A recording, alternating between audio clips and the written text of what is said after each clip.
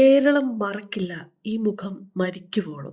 മധു കൊല്ലപ്പെട്ടിട്ട് ഇന്നേക്ക് 7 വർഷം. 2018 ഫെബ്രുവരി 22-നാണ് ലോകത്തിനു മുമ്പിൽ കേരളം തല താഴ്ത്തിയ ആ ദിവസം. അട്ടപ്പാടി ചിണ്ടക്കിയൂരിലെ കുറുമ്പ ആദിവാസി വിഭാഗത്തിൽപ്പെട്ട യുവാവായിരുന്നു മധു. വെറും 27 വയസ്സ് പ്രായം. തീർത്തും ദരിദ്രനും നിസ്സഹായനും ശാരീരികമായി ദുർബലനും. അരിയും പലചരക്ക് സാധനങ്ങളും മോഷ്ടിച്ചുവെന്നാരോപിച്ചാണ് അട്ടപ്പാടിയിൽ മധുവിനെ ആൾക്കൂട്ടം മർദ്ദിച്ചു കൊലപ്പെടുത്തിയത്.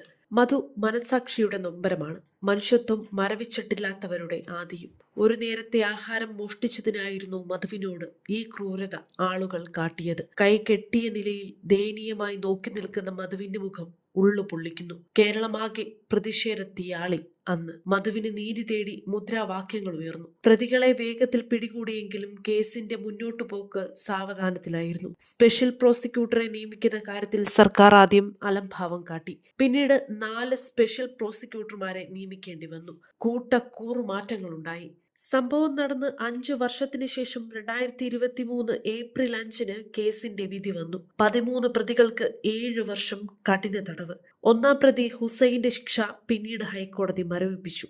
ആൾക്കൂട്ടം ഒത്തുചേർന്ന് ഒരു മനുഷ്യനെ അടിച്ചു കൊന്ന ഭീകരത കേരളം ഇന്നും ഒരു മുറിപ്പാടായി കൊണ്ടു നടക്കുന്നു. ഭരണഘടന ഉറപ്പു നൽകിയ ജീവിതം പോലും ജീവിച്ചു തീർക്കാൻ അനുവദിക്കാത്ത പ്രാകൃത സമൂഹമേ, നിങ്ങൾക്ക് കാലം മാപ്പു നൽകില്ല.